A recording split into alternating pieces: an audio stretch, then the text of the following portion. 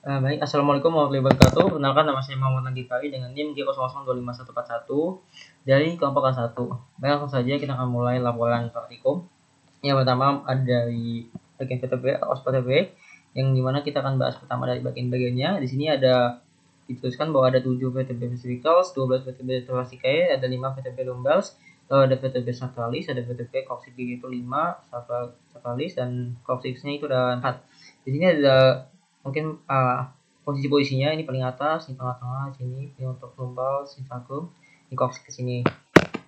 Oke, langsung saja ke bagian ciri umum. Nah, ini kalau bagian VTB secara umum, mungkin bisa lihat ini ada bagian korpus, ini bagian anterior ada korpus, di bagian posterior ada arcus, yang ini warna biru itu korpus. Terus sini ada proses ini yang karet yang satu ini proses spinosus, kalau yang dua ini ada transversus ini.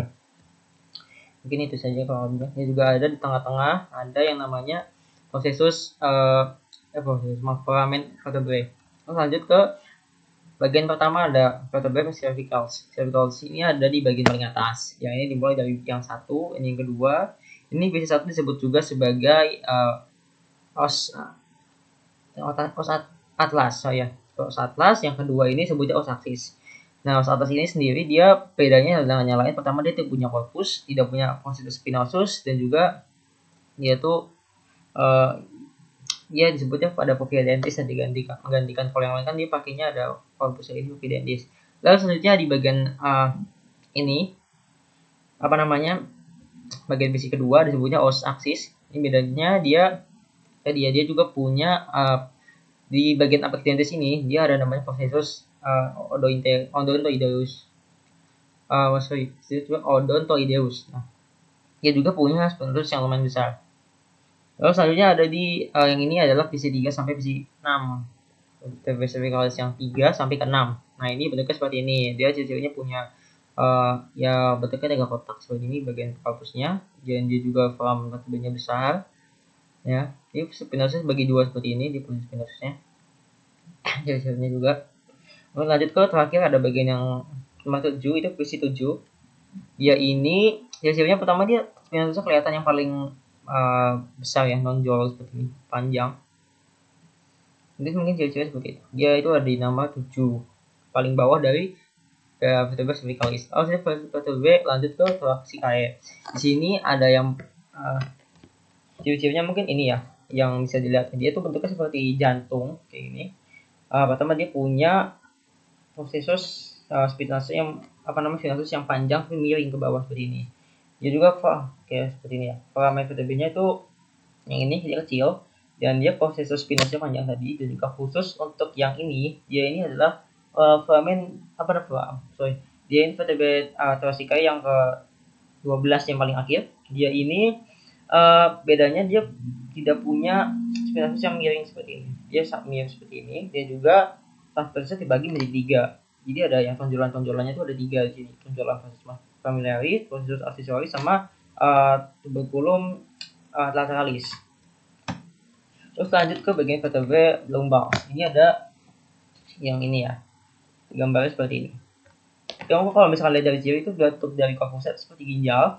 Dia tidak memiliki foramen transversarium, sebelah sininya nggak ada. Terus juga dia foramen vertebrae seperti segitiga, ini kan seperti segitiga, dan juga penikulusnya itu buat lamina tebal. Khusus untuk vertebrae lumbal yang kelima, dia punya processus spinosus yang kecil. Jadi bagian ventral corpus lebih rendah dari bagian dorsalnya. Oke, lalu lanjut next. Ini ada vertebrae sacralis. Sacralis ini lihat ada yang bagian pentingnya mungkin ya. Ini kan ada processus auricularis. Dia ada foramen yang kalau misalnya dari arah anterior disebutnya foramen sacrali anterior. Kalau dari depan dia foramen sacrali posterior di sini. Jadi bagian tonjolan ini crista sacralis medialis. Dan bagian yang pinggir ini crista sacralis lateralis. Tuh. Dan juga di sini di depannya ada canalis sacralis. Mungkin ini dia. Ini bagian dari anterior, ada yang paling ada banyak promontorium juga. Ya, lanjut ke bagian processus ini Coccyx.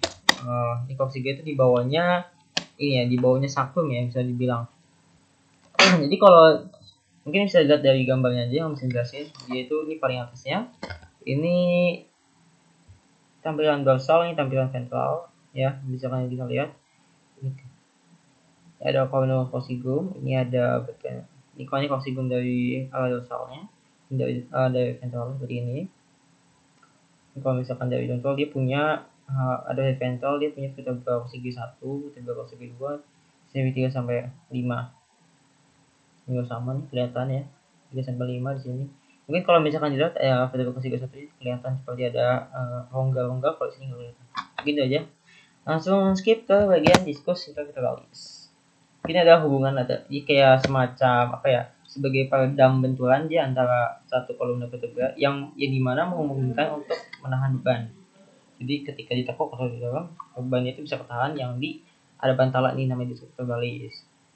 Nah, tersusun atas dua komponen utama, dia itu tersusun oleh annulus fibrosus dan nucleus pulposus. Nah, di sini bisa kita gambarnya ini, annulus fibrosus sama nucleus pulposus, yang bagian dalam, bagian luarnya annulus fibrosus. Lanjut ke autologi atau persendian. Nah, di sini itu paling usia karena ya bagian sendi. Ini ada pertama ini articulatio uncover labralis tebralis, ya disebutnya uncover tebralis. Di bagian sini. Dia itu adalah persendian terbentuk dari processus uncinati visi 3 atau visi 4 sampai 5. Sendi ini tuh akan terletak di sebelah ini akan ada posterior dari diskus intervertebralis di daerah sini. Terus juga ada yang kedua di proses zigopo yang ini ya, zigopo spialis. Ini kelihatan kalau misalkan dari arah lateral seperti ini, pandangan lateralnya. Itu dia menghubungkan, yaitu terhubung dari proses yang ini, proses articularis superior suatu vertebra dengan proses articularis yang inferior yang di bawahnya. Yang ini yang inferior, ini superiornya. Terus lanjut ke sudah kita lanjut ke bagian ini autologi kedua, ada articular nih. Ini paling penting mungkin yang ini ada Atlanta occipitalis sama Atlanta occipitalis lateralis ya. Ada dua ini di gambar sini. Jadi kalau Atlanta bentuk dari yang Atlanta occipitalis itu dibentuk dari facies articularis superior os atlas dengan condylus occipitalis. Terus juga artikulasi inilah yang mungkin seorang dapat melakukan kepalanya iya. Nah, Atlanta occipitalis itu yang iya menunjuk ke bawah. Kalau yang Atlanta occipitalis itu itu menggelengkan kepala di bawahnya. Ya, gitu. Atlanta occipitalis yang iya menunjuk ke bawah dan occipitalis enggak. Lanjut lagi ke ligamen. Nah, ini mungkin bagi-baginya ada ligamentum longitudinal anterior, guys. Itu posisinya ada di yang ini ya. Itu di tengah-tengah sini. Jadi bagian mungkin sebelah filament, di bagian filament vertebrae. Lalu ada yang anterior sama yang posterior. Kalau lagi ingat dari yang anterior, dia ingatnya kalau dia itu ada di bagian depan, yaitu di depannya corpus. Kalau di belakangnya corpus itu sebenarnya posterior longitudinal ligamen. Lanjut mungkin yang ini langsung suka dulu ya. Mana ya? Mungkin dari sini dulu ya. Ini ligamen supraspinous. Supraspinous atau ligamentum supraspinal. Dia itu menghubungkan ujung-ujung processus spinosus dari visi 7 hingga 1. Mulai dari 7 hingga 1. Nah, misalkan ligamentum oke. Mungkin di atasnya dia tuh apa ya, yang bentuknya segitiga seperti ini. Apabila dilihat dari bidang sekitar, dia fokus tentang fibrosisnya yang sangat banyak menyebabkan ligamentumnya itu amat kuat. Hal ini berkaitan dengan fungsinya yaitu untuk mencegah fleksi terlalu berlebih atau hyperfleksi. Nah, ini ada interspinous ligamen yaitu di antara proses spinosus. Jadi yang ligamen terapa ini ya di tengah-tengah di belakang dan bagian belakang ya. Lanjut lagi ke ini pembahasan selanjutnya. Oke, kita lanjut ke bagian plexus brachialis. Nah, di sini kita bisa ada gambarnya, ada mungkin ini bagian letaknya kalau dari kita gambaran dari anterior di sini dia clavicula sampai ke os humerus, os clavicula sampai os scapula, ini clavicula, scapula, os humerus. Ini nyambung ke bagian tangan superior extremitas. Ini extremitas superior. Nah, ini mungkin bagian di zoomnya lagi kalau misalnya lebih dari dekat. Jadi ini dia proses brachialis itu dimulai ketika adanya dari mulut C5 sampai T1. Nah, yang di sini masing-masing CN5 sampai CN6 ini dia kan masing-masing membentuk yang namanya trunkus. Misal 5 CN6 membentuk trunkus superior, C7 membentuk trunkus media, C8 sampai T1 dia akan membentuk trunkus inferior. Nah, masing-masingnya juga untuk trunkus superior dia itu akan membentuk divisi anterior dan juga divisi posterior. Ya. Nanti juga untuk yang media dia akan lanjut bercabang lagi di sini. Dia akan bentuk yang namanya divisi anterior dan juga divisi posterior. Lanjut lagi di trunkus inferior dia akan membentuk divisi posterior dan juga divisi anterior. Nah, untuk yang divisi anterior dari trunkus superior dia dan media yang ini sama dari media ini, yang ini sama ini dia akan membentuk fasciculus lateralis. Jadi ini adalah divisi anterior yang atas ini media dari trunkus anterior media atas. Dia akan menjadi couch atau disebut fasciculus lateral. Lanjut ke yang bagian bawah ini disebutnya sebagai divisi anterior dari ini, divisi anterior dari inferior, sama untuk divisi posterior dari superior media, ya dia itu akan dibentuk menjadi sebagai fasciculus posterior. Nah, untuk medial sendiri dia akan terbentuk dari divisi anterior dari trunkus inferior, akan terbentuk fasciculus medialis. Satu doang. Oh ya, maaf tadi yang ini bukan divisi anterior. Ini kalau yang ini anterior, divisi anterior. Kalau yang ini itu adalah divisi posteriornya. Ini divisi posterior. Ini anterior. Oke. Nah, nanti fasciculus tadi itu akan bercabang menjadi sel-sel yang kecil. Nah, ini sel-sel yang mungkin dari cabang-cabangnya sudah dari seperti ini. Ada yang jadi aksial, jadi dari nervus axillaris, dari nervus macam-macam. Oke, mungkin bisa dilihat di sini ada. Oke, selanjutnya kita akan membahas bagian regio yang femoralis. Mulai pertama itu kita akan mulai dari osnya sendiri. Oke, di sini kita akan coba bahas. Di sini ada gambar. Yang pertama itu di sini ada bagian epiphysis. Ini epiphysis proximal, ini epiphysis yang distal. Ini proximal di sini. Yang bagian ini ada kolom, ada caput femoris, ini caput femoris. Nah, kalau misalkan dari sini ada trochanter. Ini dari arah depan. Dan dari arah depan yang ini dari belakang, ini dari anterior, dari posterior. Nah, kalau yang ini dia ini kalau dari arah posterior kelihatan kalau ada trochanter major sama trochanter minor. Dan di antara caput sama trochanter disebutnya ada kolom femoris. Ini ada kolom femoris. Oke, lanjut, bisa langsung lagi ke bagian tengah, itu adalah bagian diaphysis. Diaphysis itu ada linea aspera yang dibagi dua lagi, dia menjadi tapi lateral sama lebih medial. Ini yang lateral sebelah sini, medial sebelah sini. Nah, ini bisa disebut sebagai bagian dari arah posterior ada linea aspera. Kalau bagian dari anterior itu ada corpus femoris sebetulnya. Dan juga nanti di bawahnya bagian distal. Nanti satu lagi, kalau untuk yang linea aspera nanti ketika dia masuk ke epiphysis distal, dia mulai sampai epiphysis distal, dia akan membentuk cabang di mana menjemput satu. Kalau misalkan di arah medial disebutnya yang medial, linea supracondylaris medialis. Kalau misalkan dia ke arah lateral, dia linea supracondylaris lateralis. Lalu tengahnya ada fascia poplitea. Ini bawah lagi ada epicondylus lateralis, dan sebelah sini ada epicondylus yang sebelah sini nggak kelihatan nih, epicondylus medialis. Kalau sini mungkin, nah ini nih epicondylus medialis. Kalau sini ada sebelah sininya. Lalu sini ada condylus medialis, ini condylus lateralis. Yang ini bentuknya condylus nih. Nah, di tengah-tengah itu di antara condylus itu ada namanya fossa intercondylaris ya, di tengah-tengah sini. Ya, kalau dari depan, kalau dia muter ke sana, dia tuh ada fascia patellaris. Nah, di dalam sini ada fascia patellaris nih, di belakang sini. Mesti nggak kelihatan. Dia akan berhubungan dengan patella. Oke, mungkin itu. Nah, sekarang kita lanjut ke bagian muskulinya. Bagian otot, lagi femur. Nah, di sini kita paling atas yang dekat dengan coccyx, yang menghubungkan dengan coccyx.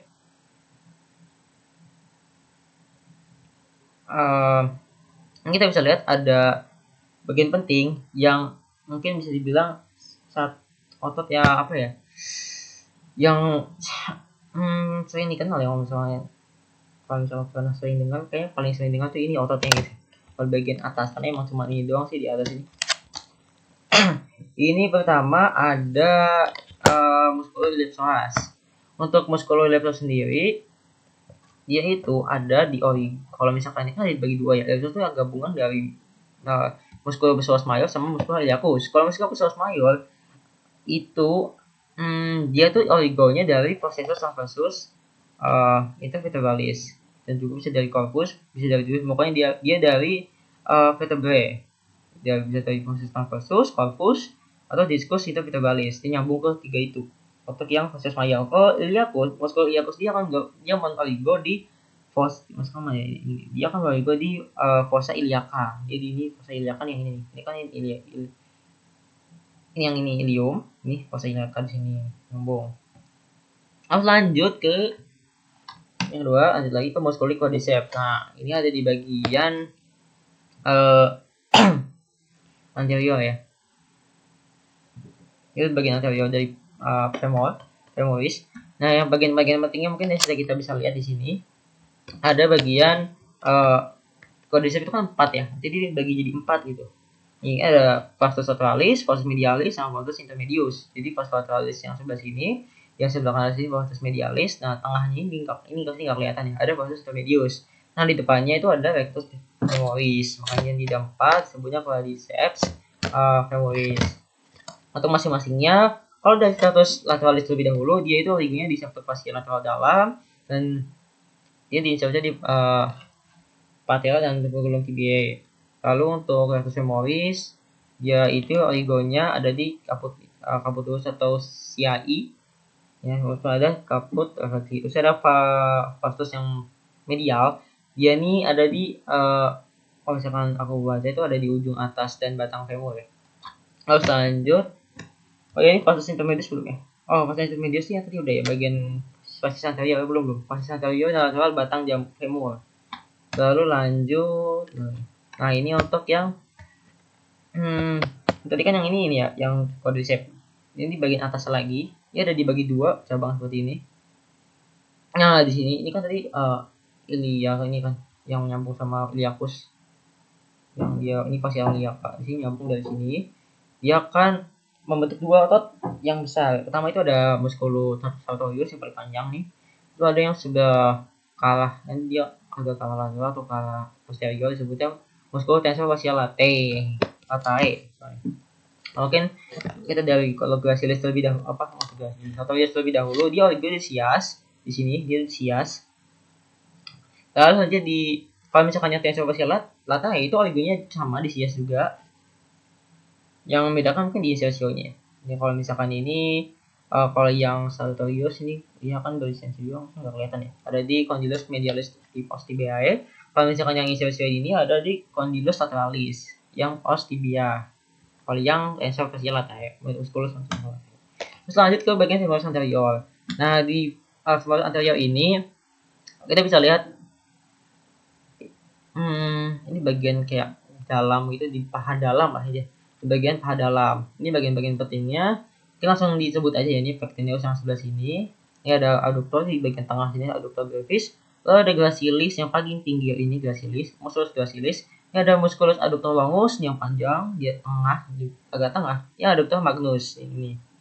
Ini 1 2 3 4 5 ada 5 ini yang berdempet. Nah, di belakang pectineus itu ada yang tersembunyi, ya ini kelihatan sedikit di sini. Ada namanya audulatus externus yang ini. Ya. Lalu lanjut, ini pemberat dari arah posterior dari belakang. Nah, mungkin kalau misalkan kita lihat ini ada biceps, ada musculus biceps ini dua, yang dimana terdiri dari caput longum. Ini caput longum yang ini yang kelihatan dari sini. Ini caput longum. Ini ada caput yang ini mana sih yang ini nih. Nah, enggak kelihatan. Aku sudah refresh yang ini nih. Disebut sebagai caput brevis. Yang ini brevis yang pendek. Yang bagian sini. Nah, kalau yang misalnya ininya itu semi membranosus. Nah, dia ada semi tendinosus. Oh iya, kalau misalkan ini misalkan di belakang ya, jadi di depannya itu dia ini ada namanya semitendinosus. Kalau misalkan ini dibuka di belakangnya ini ada semimembranosus. Nah, mungkin ini ada oligonya, Embosia femoris dari tuberculosis dicum, oligonya Embosia femoris. Yang ini Carpus brevis, ini Carpus longum. Kalau yang longum itu dari tuberculosis dicum, kalau brevis itu dari linia aspera femoris bagian tengah. Terus ada Morphos semitendinosus itu tuberculosis dicum.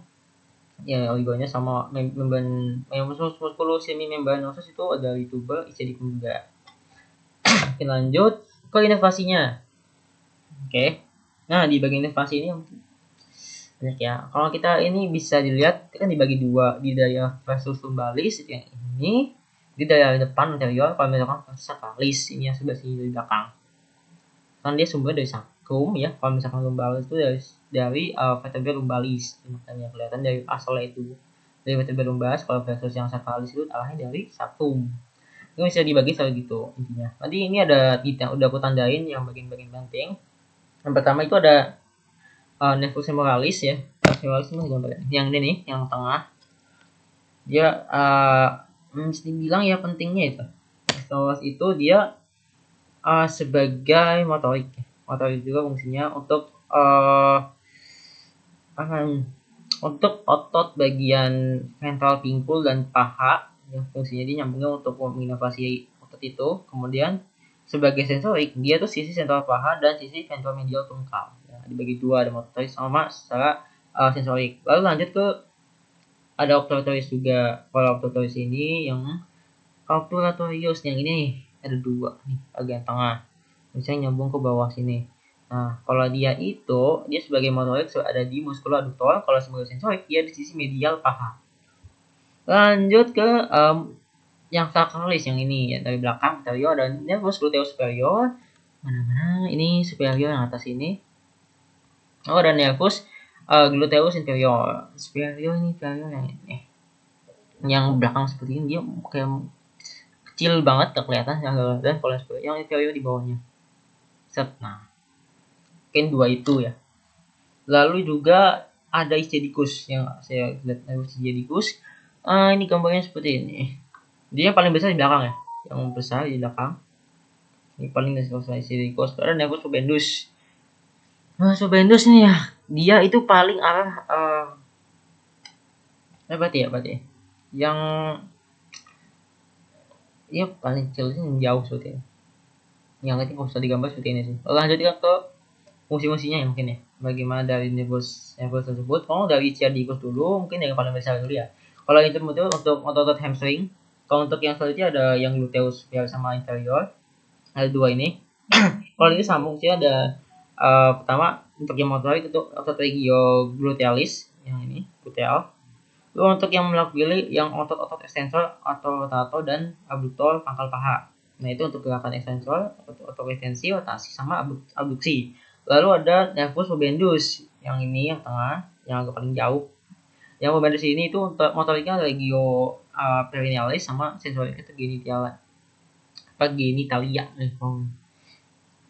Udah sih mungkin itu saja. Nah, mungkin itu saja video laporan praktikum dari saya. Kurang lebihnya mohon maaf. Wassalamualaikum warahmatullahi wabarakatuh.